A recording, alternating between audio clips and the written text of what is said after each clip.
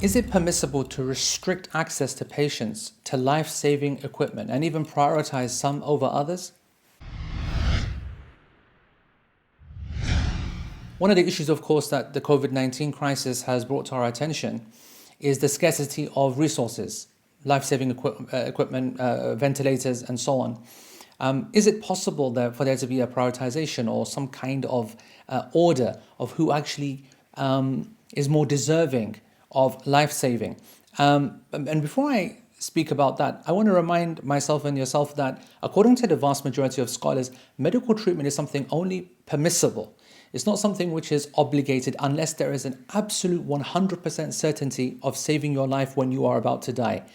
And of course, what we've learned about the processes or the treatments that are being offered and it's not even treatments really, it's trying to keep alive a COVID-19 suffering patient, that there is no certainty whatsoever. And that is why in this case, even before we get to the division or the dividing out of resources, it would be right to say that it is something which is permissible for you to refuse to go and be put onto a life-saving machine or a ventilator, which are very intrusive, invasive procedures.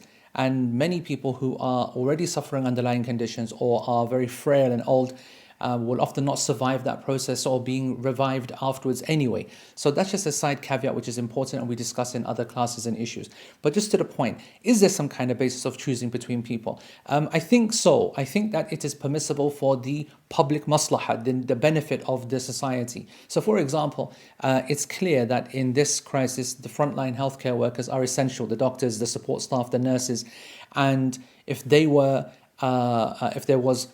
no one getting to the machines first and there was immediate equal access, but there were limited machines, there would be people that would be given the priority first because of the benefit to mankind. However, if it was a different scenario where there are already patients on life-saving equipment machine or on ventilators, then they are definitely more deserving to remain there. It's not permissible for them to be taken off just because we have an ill doctor who's waiting in the wings. And that's because the Prophet ﷺ has established from the Sunnah, just in a general principle, because the hadith, the majority of the hadith that are narrated on this are weak in terms of the first come, first served concept. However, we have in Bukhari, the Prophet ﷺ said, "Man a'mara ardan laysat li'ahad fahuwa ahaq." That whoever brings the land back to usefulness and builds upon it and cultivates it, a land which is dead, which is out of the way, which is not being used, and it doesn't belong to someone, so it's not being used, then he is most deserving of that. He will then get the benefit of that, the use of that, because he's the one who got to it first and did all the work first. So we can do an analogy from this and support the concept of first come, first served in principle. And that's what we would use as the priority if we were forced to. That is the system that we would use. Another one which is also possible, and I put all these forward because the healthcare systems that we have in the West, and in fact in the East, they will use different criteria to make their decision on what should happen in a case of an emergency. And I know that in many countries we've not actually reached that level where the ventilators have run out or life-saving equipment has run out or the resources to man them have run out. But it could get like that. There could be other waves of the condition that would create that. So we do need to be prepared. And if necessary, a lottery quote-unquote system can be put into use. For example, something which is like the drawing of lots, like a short straw. For those people who are not used to that kind of archaic stuff, then eeny, meeny, miny, mo almost.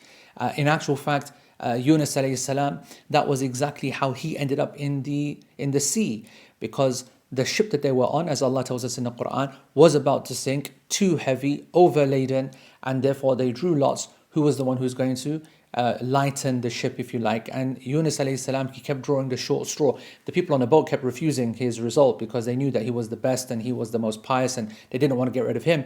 But of course, they did it again, and then in the end he just insisted. I mean, he kept coming out. It was clearly written for him. And alhamdulillah, that Allah subhanahu wa ta'ala brought from that experience, despite the trial that Yunus alayhi salam went through, he at least gave us the dua, which is the most great dua, La ilaha illa anta subhanak inni kuntu min al-zalimin, which we learned from that experience. So the point is that If it comes to it, then the Islam certainly does have the capacity to be able to deal with this from an ethical point of view. And that's important because ultimately different philosophies will be at play, whether it's a democratic philosophy from a ruling point of view, or health economics, or health politics. But I just want you to know that from an Islamic point of view, from a fiqh point of view, we also have principles that can come into use if the situation gets to that. Wallahu ta'ala a'lam.